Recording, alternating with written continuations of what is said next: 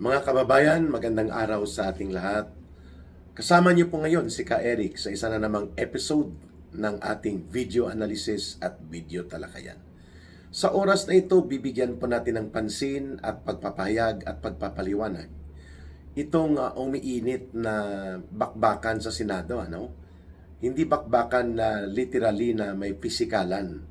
Bakbakan sa pagitan po ni Senator Amy Marcos at ni Senator Ping Lacson, bagamat sa social media ang kanilang mga sagutan, pero maaanghang at very interesting, no? Minsan mapapatawa ka, minsan mapapasmile ka dahil umaabot na po sa mga usapin nang hindi na lamang tungkol sa paninindigan sa politika ang kanilang pinag-uusapan, kung hindi pati na rin po sa mga piluka at pustiso. Mga kababayan. At todo depensa si Ping Lacson, nang pinasaringan siya ni Senator Amy Lacson na may pagka-questionable ang kanyang pagkalalaki. No? In fact, hindi naman siya tinawag ni Senator Amy Marcos, itong si Senator Ping Lacson, na bakla. Dahil ang una pong ibinunyag ni Senator Amy Marcos ay para bang si Ping Lacson ay nagtatabon-tabon dito sa mga katiwalian ng gobyerno ni Marcos at nagiging apologist. Sapagkat kung sinabing apologist ka, ikaw ay tagapagtakip, tagapagtabon at tagapagbigay ng dahilan sa gobyerno o sa isang tao o pareho kay Marcos, in spite ng mga katiwalian, ng mga kabulastugan, ng mga paglabag sa batas at pag-abuso sa poder, kapareho po ng malawakang issue ng pandarambong at pangungulimbat sa kaban ng bayan, ng pagiging drug addict at lang iba pang issue na nakikita ng taong bayan ay mayroong katotohanan. At kaya nga lugmok na lugmok po ang trust and approval rating ni Marcos Jr. Una nang nag-react noon si Ping Lacson nang ibinunyag ni Senator Amy Marcos sa publiko, sa buong mundo, sa buong bansa, na nasaksihan po sa entablado nung siya'y nagsalita doon sa malakihang rally, almost 1 million in attendance na rally sa Luneta noong 2025, I think that was November, na pinangunahan at binuo at inorganisa ng Iglesia ni Cristo, kung saan ibinunyag ni Senator Amy Marcos na ang kanyang kapatid na si Bongbong Marcos Jr. ay lulong sa droga matagal ng panahon. At ang Malacanang ay ginawa niyang drug den. It was a very serious revelation at yun po ay may malaking implikasyon at epekto sa katayuan, integridad, moral authority, and pati po sa legal na katayuan ni Marcos. Kung totoong ito siya'y drugista at patuloy na nagiging drug addict hanggang ngayon, kahit siya'y presidente na, which is yun po ang buod ng nilalaman ng pahayag ni Senator Amy Marcos, hindi po pwedeng manatili siyang presidente. Kasi nilalabag niya ang saligang batas, nilalabag niya ang batas sa Anti-Dangerous Drugs Law or Anti-Dangerous Drugs Act, mga kababayan. Ngayon, ito po ang gusto nating ipaabot. Tinawag kaagad ni Senator Ping Lacson na un-Filipino. Hindi daw ugali at gawaing Pilipino ang ginawa ni Senator Amy Marcos doon sa pagbubunyag niya laban kay Bongbong Marcos Jr. para ma-emphasize ni Senator Amy na oras na bumaba sa kapangyarihan ang kanyang kapatid dahil wala na ito sa wastong katinoang pag-iisip at ang kanyang mental faculties and mental health and capability to decide on matters of national policies and programs in the national interest, at ang opisina at kapangyarihan ng pagkapangulo ay apektado ng sobra. So, ang tagapagtanggol or apologist ni Marcos doon, si Ping Lacson. So, doon pa lang sa pagtawag ni Ping Lacson na un-Filipino ang ginawa ni Senator Amy Marcos, nagkaroon na sila ng matinding lamat sa kanilang mga paninindigan at pananaw pampolitika. Lalo na involving kung papaano ang pagtrato at ang posisyon hinggil sa kasalukuyang administrasyon ni Marcos at ni Martin Romualdez. Pinsan din po ito ni Senator Amy Marcos itong si Romualdez. Magpipinsan sila. Ngayon, uminit ulit po ito ang mga pahayagan at mga exchanges ng pasaringan sa pagitan ni Senator Amy Marcos at ni Senator Ping Lacson nang nitong nakaraang ilang araw ay naungkat po ang hinggil naman sa mga pananaw sa budget, pananaw sa isyu ng korupsyon. Hanggang sa nag-react na si Ping Lacson at sinabi niya na baka gusto ni Senator Amy Marcos maging meow-meow sa Senado. Nag-apply yata siya maging meow-meow sa Senado. So, referring sa brand of political satire na ginagamit ni Congressman Kiko Barsaga na kapag siya ay nagsasalita at nagpapahayag, ay dinudugtungan niya ng meow, meow, meow, meow bilang part ng kanyang mga pang-erita o kanyang mga pangungutya sa mga tinutuligsa niya, lalo na po sa administrasyon ni Marcos Jr. Sumagot naman si Kiko Barsaga kanina, no? Sabi niya ay baka kung magkaroon ng meow-meow sa Senado, baka umiyak na si Ping Lacson at mag-arti-artihan naman at baka mag-resign muli sa Senate Blue Ribbon Committee. Masaya ito, no? Very interesting. Hanggang sa umabot sa insultuhan na ininsulto ni Ping Lacson, si Senator Amy na peke ang kanyang mga naritoke ang kanyang pagmumuka, pustiso ang ngipin, kung ano-ano na lang, hanggang sa napunta na rin ang mga banatan sa pagiging kung tunay na lalaki ba si Ping Lacson. Todo depensa si Ping Lacson dito. Muling naungkat po ang walang kamatayan na issue tungkol sa kanyang pagkalalaki. Pero hindi naman po, sabi ni Senator Amy Marcos, issue kung bakla ka o hindi. Issue ito ng tamang paninindigan. Sabi niya, pwede mong iparitoke ang sarili mo, ang piloka sa ulo mo, ang buhok mo, o ang iyong ilong, o ang iyong mukha para magmukha kang gwapo at magmukha kang hindi bakla. Pero, pwede rin ang iyong paninindigan ay nire-retoke mo. Dahil pareho po ang retoke sa mukha at retoke sa paninindigan ay may halaga kung magkano kayo na ang bahala. Ayun! So, very interesting itong pagpapasaring, ano? I agree to doon sa sinabi ni Senator Amy Marcos na hindi po ito usapin ng gender o ng bakla, tumboy, bading, bisexual o ano paman. Kung ang pag-uusapan ay paninindigan. Subalit, tama din si Senator Amy na kung gusto mong ritokehin ang mukha mo dahil ayaw mong tumanda, si Ping Lacson yata, nagkakaedad na ito ng mga nasa 78, 79 years old na eh. Going 80 na, itong si Ping Lacson or 78, mga ganun, 79. Ayaw niya yatang tumanda, no? Gusto niya talaga may fountain of youth pa rin siya. Pero, si Senator Amy Marcos, hindi naman niya itinatanggi na siya ay may mga upgrading sa kanyang physical na anyo, no?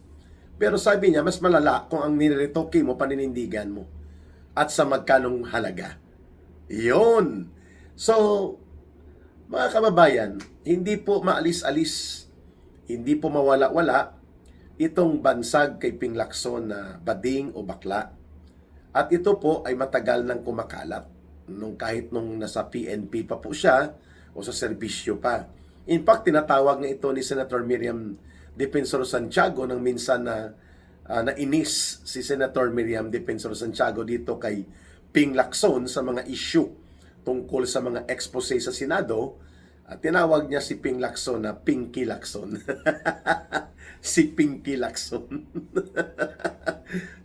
Nakakatuwa ito kung buhay pa si Senator Miriam Defensor Santiago, ano?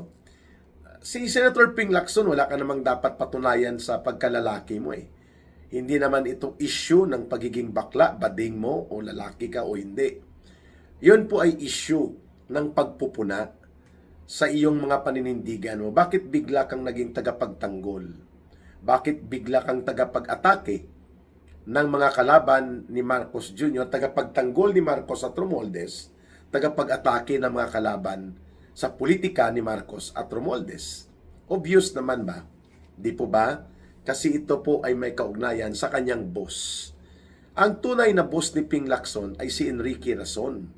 Ito po ang ibinulgar ni Congressman Kiko Barsaga. Kapareho kay Vince Dizon, ang tunay na boss po nila ay hindi si Marcos lamang, kundi si super bilyonaryo Enrique Razon, na may-ari po ng malalaking negosyo sa Pilipinas at halos pagmamay-arian na niya ang buong Pilipinas. Buong negosyo sa port services, sa container and port and other related services. Si Enrique Razon po ang super bilyonaryo na nagkokontrol nito, lalo na po sa buong Kamaynilaan. Ganon din po sa casino and resort hotel like Soler, no, na nasasangkot ngayon ayon sa pagbubunyag nila Kiko Barsaga at nila CG Hero dito po sa isang media portal na Peanut Gallery. Binunyag nila na dito isa sa mga pamamaraan ng paglaunder o pagpapalusot ng dinambong na pera sa flood control na pinagnanakaw ay ang pagpapalusot sa sugalan ng casino na pagmamay-ari ni allegedly Enrique Razon ay involved dito. Itong mga pagpapatalo ng amounts of hundreds of billions of pesos, hundreds of millions of pesos para mapalusot at hindi mahabol sa mga bank account deposits. Palulusotin mo na tinatalo sa casino and then kukubrahin lang ng mga magnanakaw na ito. Involving, of course, ang grupo nila Marcos at Romualdez. Itong Soler Casino na pagmamay-ari ni Enrique Razon. Siya din ang nagmamay-ari po ng mga negosyo sa electricity sa Iloilo City. Napakalaki po ng electric franchise ng More dito na nakuha. Basta bilyonaryo, mas mayaman pa po ito kung ikukumpara kay Villar at sa mga kina Henry C. o kay Lusyutan. Itong si super bilyonaryo Enrique Razon. Itinuturo din po ito na siya ang tumawag kay Lucas Bersamin na dating executive secretary ni Marcos Jr. na nasasangkot din po sa issue ng iskandalo sa pangungulimbat sa flood control projects at iba pang mga pangungurakot sa kaban ng bayan. At dahil gusto ni Marcos, kunwari, na magkunwari-kunwari ang nililinis niya ang kanyang gobyerno, isinakripisyo kunwari ang ulo ni Lucas Bersamin at ni Amira Pangandaman na dating budget secretary ni Marcos. At itong si Enrique Razon nakialam dahil hindi kaya ni Marcos na idiretsuhin at banggitin ang pagpapa-fire out o pagpapalayas kay Bersamin, ang dumiskarte, ito ang pangingialam ni Enrique Razon. So ibig sabihin po, diyan ang mga issue ng kung bakit magkakaiba ang pananaw at paninindigan ni Congressman Kiko Barsaga kasama niya si Senator Amy Marcos dito po sa style ng gimmick ni Senator Ping Lacson at ni Senator Tuta Sen Soto. At dito sa kay Vince Dizon sapagkat there is a common factor na tumatahi po pati sa sindikato ng gobyerno ni Marcos. Isang oligarko na super bilyonaryo na ang personalidad ay clouded with controversy sa mga kontrata at negosyo na gumagamit ng manipulasyon sa poder at kapangyarihan ng gobyerno.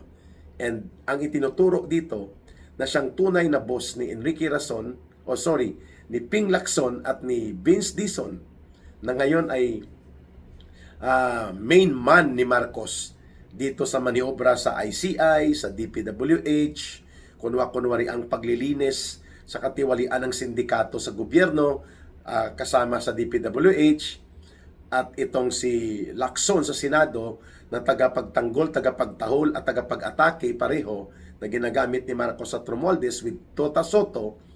Ang interesting aspect nitong bangayan ngayon sa mga politika at maanghang na mga pasaringan sa politika sa pagitan ni Senator Amy Marcos at ni Ping Lacson, at sa pagitan naman ni Kiko Barsaga, Congressman Barsaga, at ni Ping Lacson, ay ang pagkakabulgar na mayroon palang puppet master sa loob ng gobyerno ni Marcos. Itong si super bilyonaryo Enrique Rason. And si Ping Lacson, mga kababayan, ay isa sa major players na nagsisilbing conduit operator. Pag sinabi pong conduit operator, dugtungan at linyahan kung papaano gamitin ang poder at kapangyarihan sa gobyerno sa kasalukuyang administrasyon ni Marcos at ni Romualdez para sa kapakinabangan ng oligarkong negosyo ni super bilyonaryo Enrique Rason. And that is the real issue. Hindi po tama na ang mga oligarkong pamilya, ang mga mayayaman at makapangyarihan sa poder ng ekonomiya, ay sila din po ang magkokontrol at magdodomina sa kapangyarihan ng gobyerno at estado upang ang kanilang business empire, ang kanilang negosyo ay mapapanatili nilang dominante at protektado ng poder at kapangyarihan ng gobyerno. That is an immoral, criminal, illegal act na nagmamanipulate ka ng poder at kapangyarihan, nakikialam ka sa poder at kapangyarihan ng gobyerno at estado, hindi ka naman bahagi ng gobyerno at hindi ka dapat makialam dahil ikaw ay nagkokontrol ng malaking bahagi ng ekonomiya at kayamanan ng bansa. And that is exactly the real issue kung bakit sumulpot itong pagbubunyag ng papel ni super bilyonaryo Enrique Rason sa pagiging manipulator, dictator, and operator ng mga kalukuhan at katarantaduhan sa gobyerno ni Marcos as per revelations ng dalawang sources, at mukhang ito rin ang alam ng marami pang politiko ngayon na hindi lang nagsasalita pero matapang at malakas ang loob ng pagbubunyag ngayon ni Congressman Kiko Barsaga and of course nitong isang media portal online na si Miss CJ Hero. Yan, mga kababayan. So, itong bakla-bakla ang issue, yung peke na piloka, may postiso, ritoke ang mukha, tunay na lalaki o hindi tunay na lalaki, na kinasasangkutan ni Senator Ping Lacson at nila Senator Amy Marcos at itong pagkakadawit din ni Congressman Kiko Barsaga is mga secondary issues po ito. Ang primary issue po dito, ano ang katotohanan sa tanong na ang gobyerno ni Marcos at Romualdez na batbat ng katiwalian at kasindikatuhan sa pandarambong at pagnanakaw, pangungurakot sa kaban ng bayan ay mayroon palang puppet master na naglalaro sa loob nito, at ang itinuturo ay ang personalidad ng oligarko, super negosyante, super bilyonaryong Enrique Rason, at ang kanyang linya at conduit operator ay sila Vince Dizon na nasa DPWH at ICI na diskarte ni Marcos ngayon, at ang isa ay nasa Senado, si Senator Ping Lacson, na ayaw niyang tawaging siya'y bakla. Sabi ni Juliana Pariskova, ang isang bakla na openly ay komedyante na at bakla, sabi niya, ako rin, hindi rin ako bakla. Masaya ito, mga kababayan. But kidding aside, Ping Lacson is now embroiled. Nagugumon po siya sa issue na operatiba pala siya ng isang super bilyonaryong oligarko na nagmamanipulate, nakikialam at illegal na gumagamit ng poder at kapangyarihan ng Kongreso, ng gobyerno, ng Office of the President upang protektahan at palaguin ang sariling negosyo to the detriment and disadvantage of the entire country and the entire Filipino people. That is the real issue. So ito po, kaya ang title natin, si Senator Ping Lacson, ang issue ng kabaklaan at si Super Bilyonaryo. Yan mga kababayan, abangan nyo ang muli pang pagbabalik ng video analysis at video talakayan with Ka Eric. And don't forget to like, share, and promote ang ating mga video analysis at video talakayan. Encourage and promote ang ating mga subscribers. And of course, tulungan nyo po si Ka Eric sa viewership. Sa gustong tumulong din, you can be member. You can be a member by way of clicking the membership, and then may monthly subscription na at least 250 pesos per month. May share na po ang YouTube, may share na din po para sa tulong ninyo kay Ka Eric. 250 pesos less ng advertisement. I think ang maximum is 500 pesos per month sa subscription membership nyo, and then you can support yung advocacy natin. You can also help and support ang ating Bangon Sambayanan People's Movement at ang Kampila ng Mamamayan Broad Alliance calling for Marcos resignation. Ang ating GCash line na ginagamit po dito ay ang 0916-308-7710. Again, sa Bangon Sambayanan People's Movement, 0916-308-7710 through kay Rohilda Langging Celis. Yan po ay wife ko at tagapagtaguyod ng ating mga programa. Mahalin po natin ang bansang Pilipinas. Walang ibang magmamahal nito, kundi tayo ring mga Pilipino. Para sa Diyos at sa Pilipinas nating mahal. May God bless everyone, and may Allah will be with those who are Muslim brothers and sisters. Bye for now. Mabuhay ang sambayanang Pilipino. Ito po si Ka Eric.